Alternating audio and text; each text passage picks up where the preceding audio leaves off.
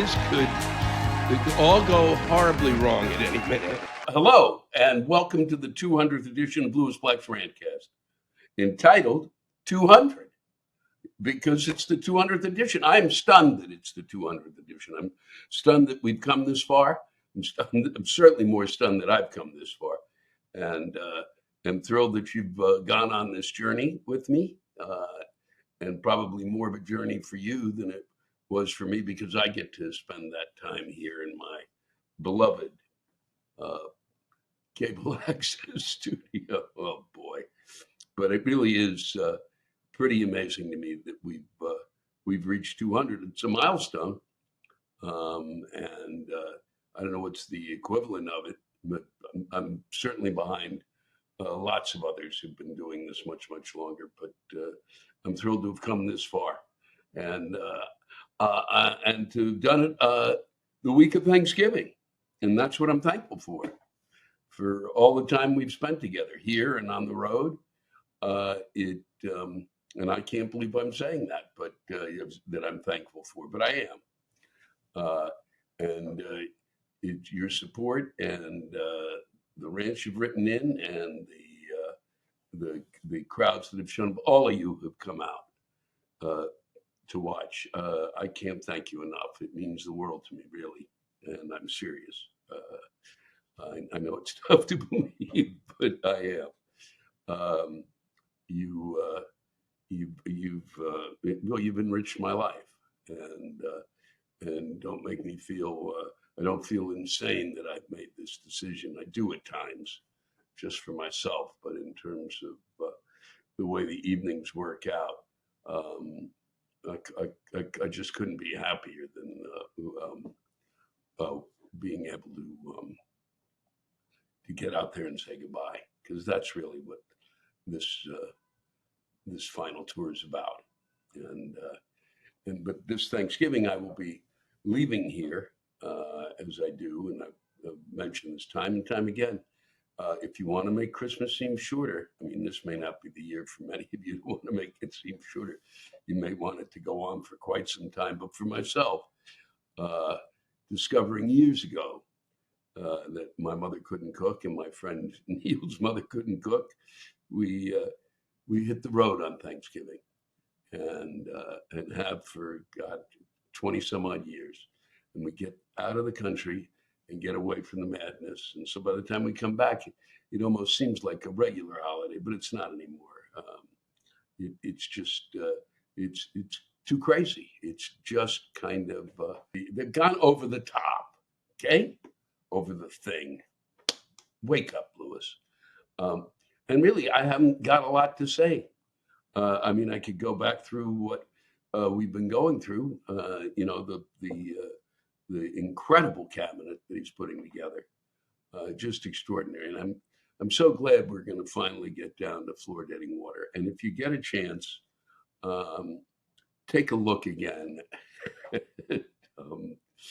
one of the great speeches by Sterling Hayden, a tremendous actor who did a remarkable job in an extraordinary film, and possibly my favorite, certainly my favorite comedy, and certainly one of the greatest pieces of satire by far ever made, the Dr. Strangelove, in which Sterling Hayden plays a general who's lost his grip and makes a spectacular speech about how fluoridating the water is, but essentially it's undermined our ability. I mean, fluoridation has undermined our ability to have erections.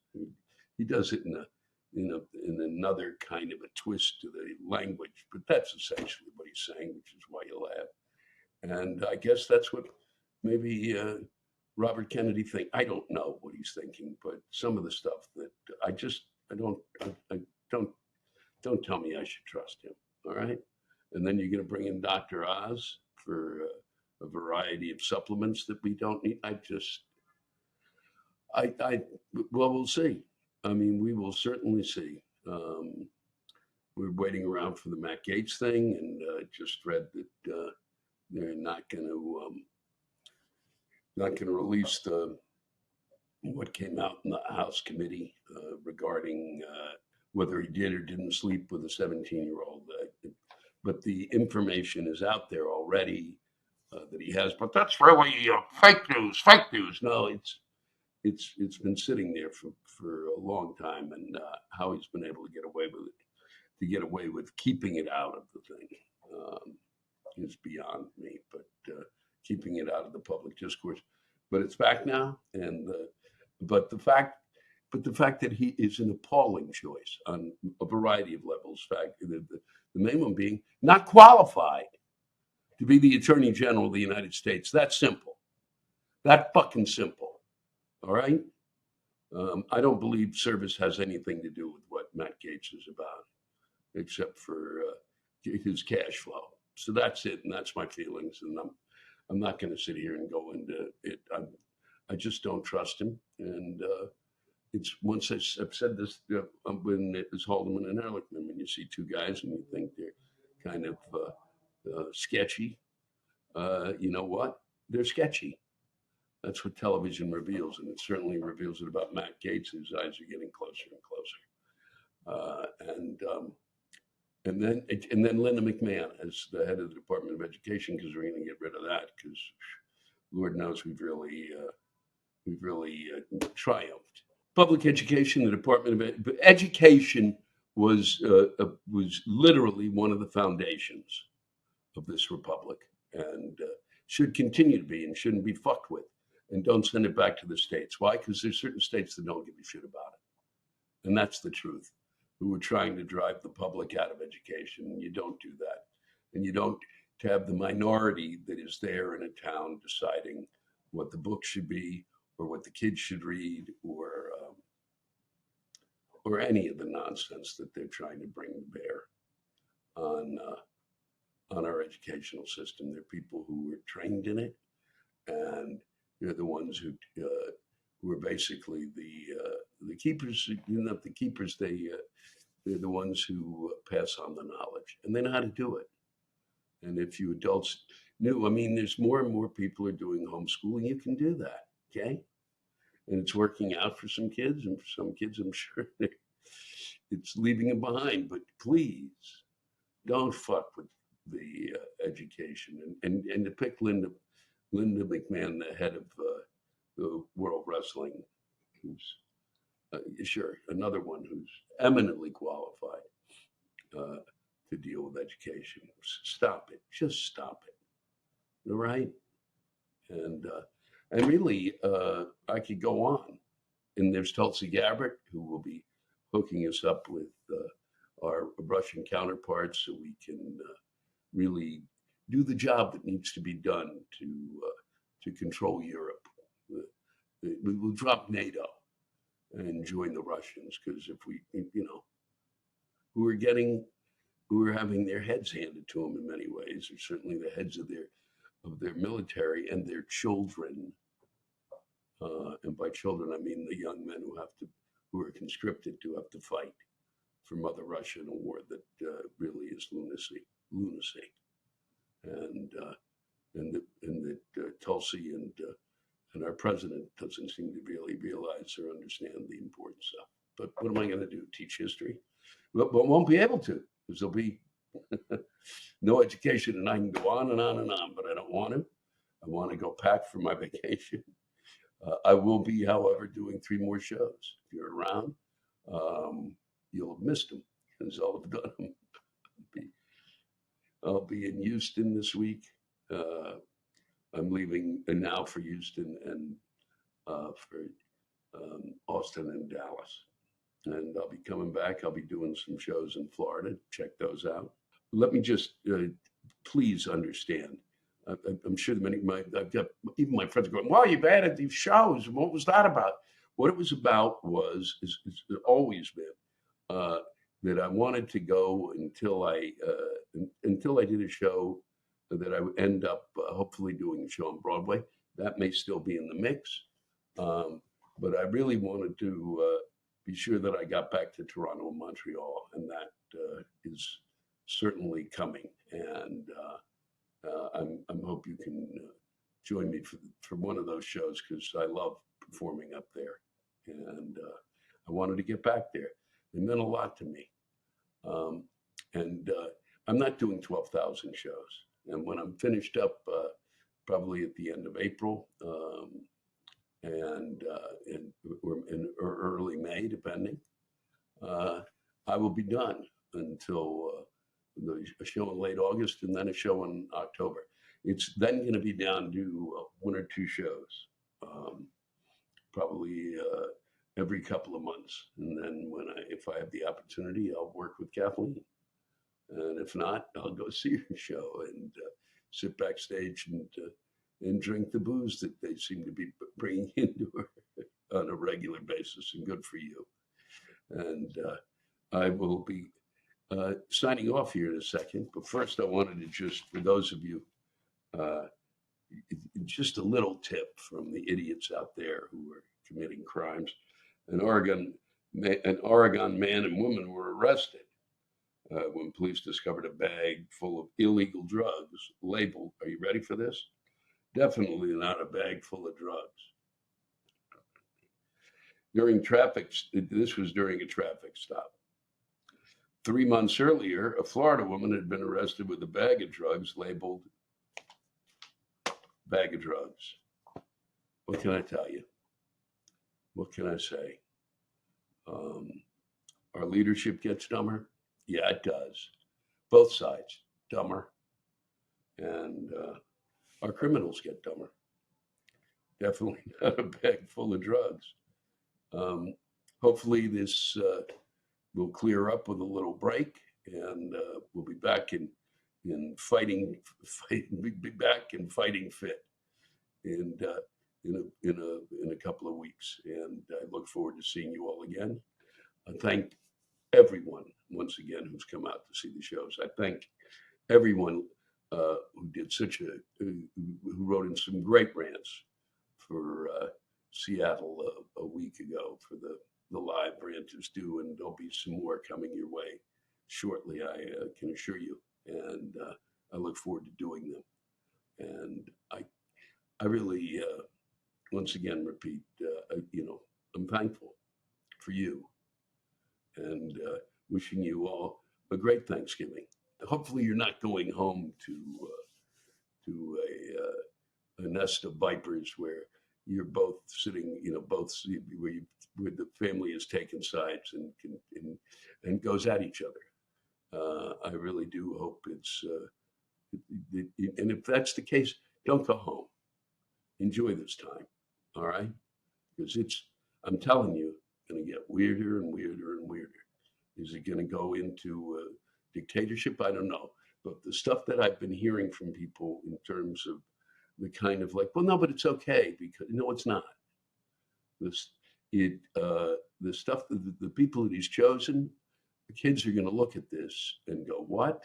So I don't need to be qualified? The stuff that he says about people, which I'm sure he's not going to quit. I think that children listen, all right? It's that simple. They listen and they hear and they repeat and they wonder, and they become, in part, the image that is received. That's all I got to say. So let's grow up, all right? And when he pulls his shit and when the shit comes out of his mouth, people just have to say, stop it, all right? You are a role model, whether you fucking like it or not. And let's hope if the folks can't tell him that he's a role model, let's hope that the children see great role models around them. All right. I'm trying to fill up time, and it's silly. It's time for me to go. It's time for you to enjoy your Thanksgiving and then in those football games. Have fun. And I'll be looking forward to seeing you again. It's a privilege and a pleasure as always. Do you need a break from the crowded stores and endless gift lists this holiday season is bringing? Huh?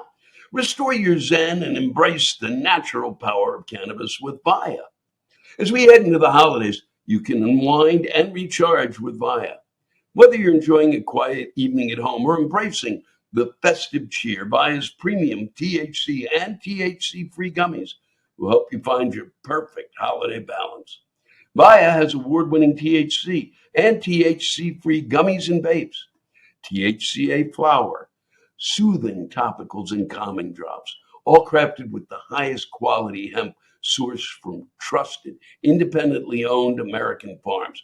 And the best part, VIIA legally ships to nearly all states in the United States in discreet packaging, directly to your door with a worry-free guarantee, no medical card required. I use the VIIA Dream Sleep gummies, which I find to be a perfect way for me to finally get to sleep at night. I really think that they work.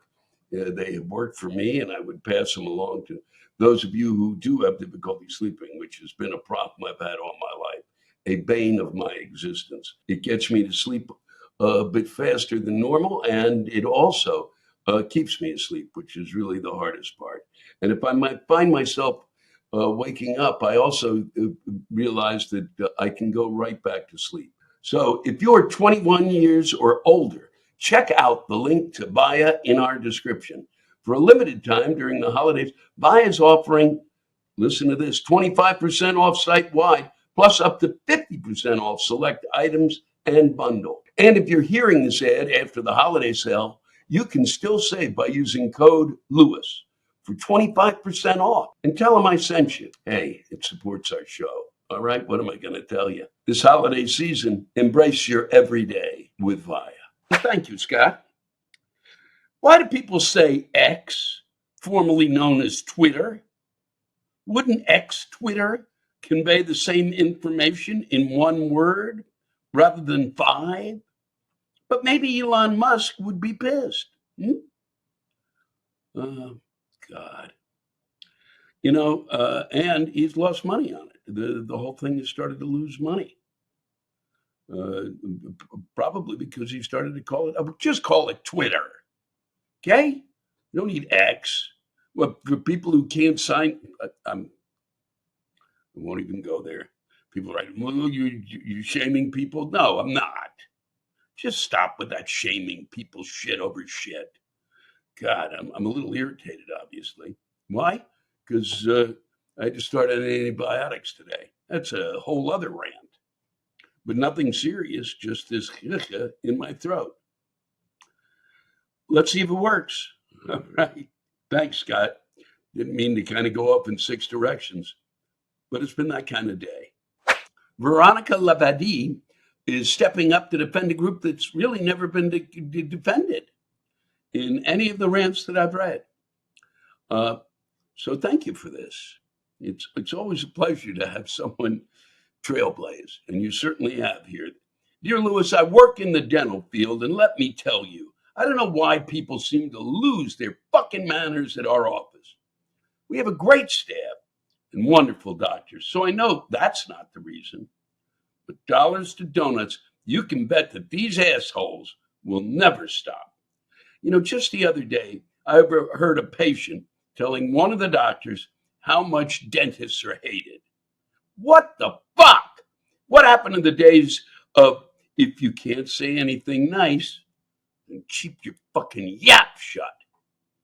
Also, by the way, we can tell how often patients brush and floss their teeth. If your gums are bleeding, you're not keeping up with your oral health. Plus, those out there with the bleeding gums usually refuse x-rays. Would you tell that to your cardiologist or medical doctors? Of course you won't. Then don't do it at the dental office. You people make appointments, and then you try to tell the dentist how to do their jobs. The dentists went through schooling. They fucking know whether you need a cleaning, a filling, or a crown. And when all is said and done, don't piss, bitch, and moan about your copays, since you were walking around with your Louis Vuitton purses and driving Mercedes-Benz.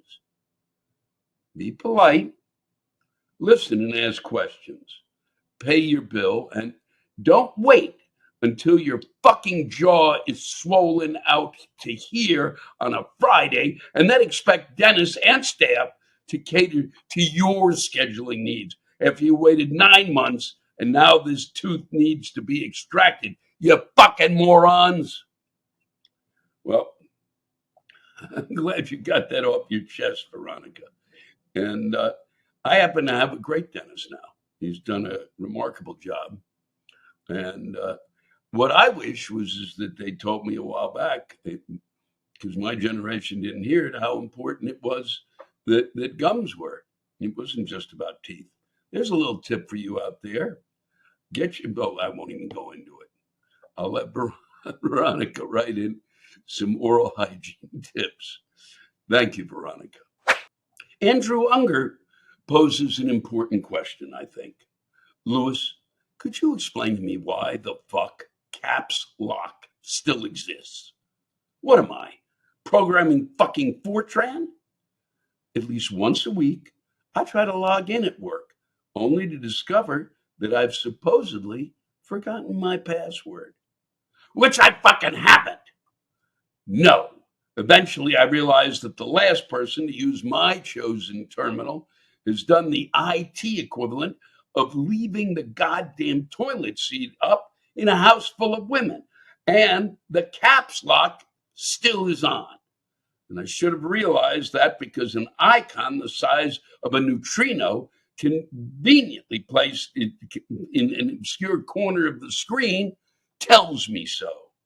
Meanwhile, man can send a probe to the back of the fucking moon. But there is no known technology that lets you highlight an entire paragraph that suddenly turned all caps in the middle of a word when I missed the fucking A on the keyboard and reverted to regular print. Sorry, Lewis, I have to go now. IT is calling to unlock my account again.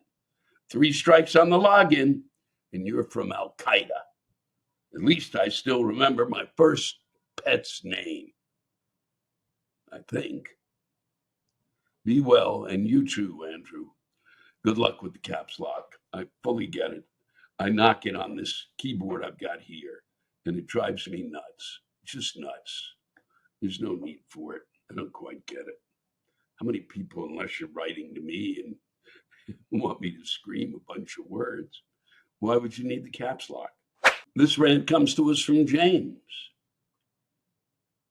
I'm going to tonight's show in Skokie, and it will be my first time being able to see you. I made sure to get this day off, even though it took nearly begging to get to finally see you. On that note, my rant is all about my place of work. What the fuck happened to accountability? I go to work day after day, and people can do or say pretty much anything, and they still have a job. I see and hear people cuss our customers and their managers, and it's ignored.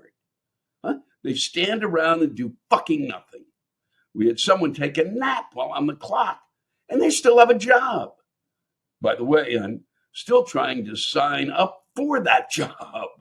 Not only are they stealing time, but they steal from the store. There are even some that lie or spin the truth to get others in trouble. And even if the truth is found out, nothing happens to the liar. I swear, every person I pass is looking down at their phone and couldn't give 2 shits about productivity. I could go on and on and on, but you get the fucking point.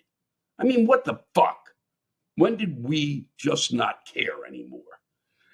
Are they, as managers, too afraid to say something because these idiots might cry or sue them? Tell me, Lewis, am I maybe looking at this wrong? Maybe I should just not care anymore. I tried to do the bare minimum to keep my job. What happens, you might ask? You probably guessed right. Hypocritical bullshit. Just another bullshit meeting / talk about expectations. I'm damned if I do, I'm damned if I don't.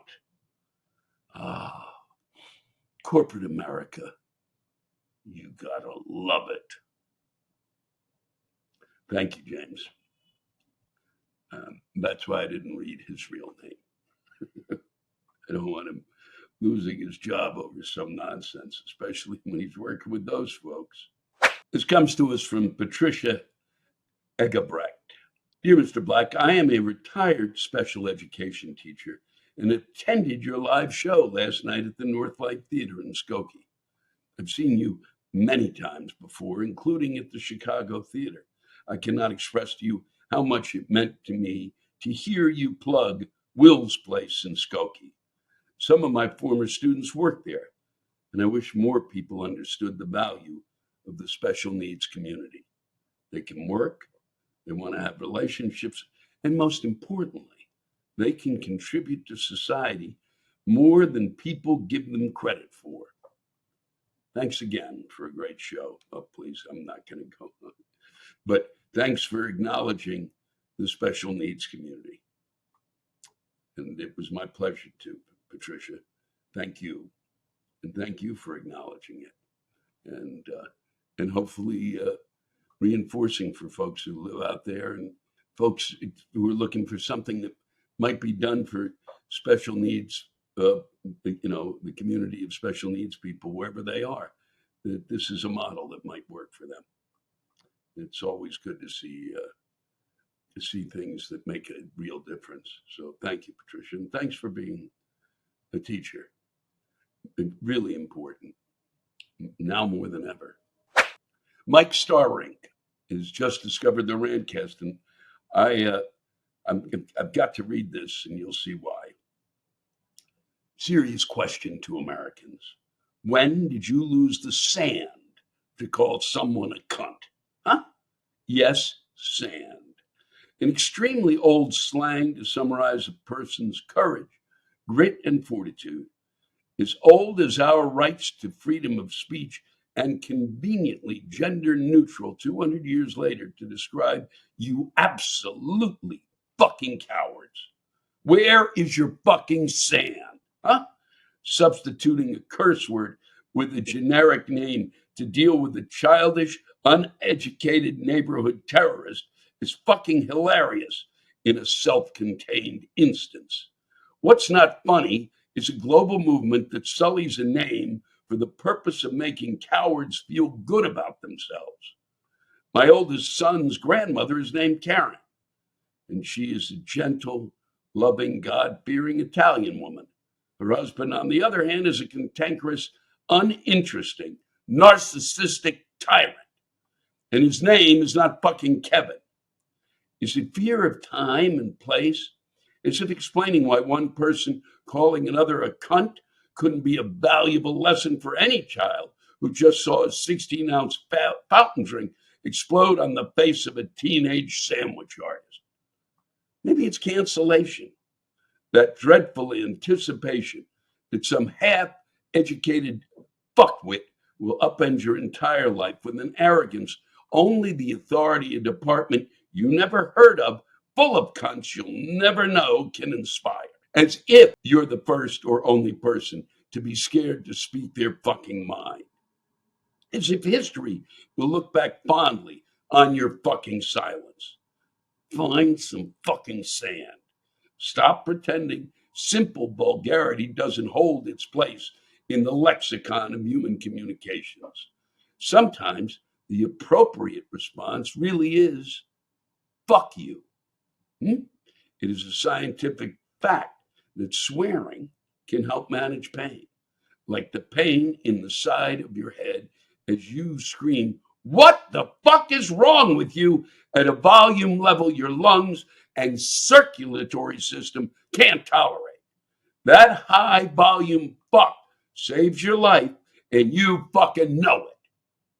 Now, some of us, and I do mean some, have learned to use this simple yet vulgar language as a preventative measure to ensure whatever stupidity the shit coming out of some asshole is about to escalate to doesn't give us a fucking migraine. This is why we leave Mein Kampf in the library, to remember that anyone is free to say what they think and feel. They can be as descriptive and as articulate as they want. They can apply as much logic as their educational level can argue. They can go on for 600 fucking pages. But we're free to say, "Shut up, you evil cunt," and be done with them. No, I don't need a science degree or to wake up and realize something. You're just a dumb cunt. And saying that is the only way to make sure I don't have a fucking brain aneurysm brought on by the rage I feel from my disappointment in not having the fucking money to fly us both into satellite orbit so I can press your stupid fucking face against the window myself and say, does that look like a fucking disc to you? We're free to give our well thought out contribution to the ongoing conversations that expand human understanding. We're also free to inspire people, not command or physically force, but inspire people to shut the fuck up for a moment and use their fucking brains. So, where's your fucking sand? Oh, Mike, thanks for sharing. First time out. First time out of the box, and you go for the big word. Thank you. I appreciate that. We'll see what the others think. From Christina Kohari, my rant of the day. Well, you had others, I guess. A long day, a short day. My rant of the day deals with gendered single-stalled bathrooms. What is the point of these? As a visibly gender non-conforming person, I have nothing positive to say about these. Whether you are transgender, gender non-conforming, or just a woman with short hair or a man with long hair, there's nothing to be gained by placing gendered single-stall bathrooms in public places. Are you trying to inconvenience as many people as possible? I understand gendered multi-stall bathrooms. Okay? Some people need single gender spaces. I get it. You don't need it to be gendered if you're by yourself. Huh? You've just fucked over every person who doesn't fit neatly into narrow, typical male or female gender expression. At best, people like myself will get side-eyed while walking in or out of these bathrooms, and at worst, well, you can put 2 and 2 together, huh? Can't people just pee in peace? Please think twice about what sign you're going to put up for a single-stall bathroom at your workplace. And if you've now heard this rant and will intentionally still gender single-stall bathrooms, go fuck yourself. By the way, Lewis, I'm traveling to your Seattle show all the way from Calgary, Alberta. Calgary, Alberta, Canada, folks, with my wife. I couldn't miss a chance to see you perform one last time in person. And on behalf of Canada, especially after that shitstorm of an American election, Godspeed and good luck. And thank you, Christina. And a worthy point. It's ludicrous at this point in time. It's always been ludicrous. Okay? Thanks to all of you for listening to my Rantcast.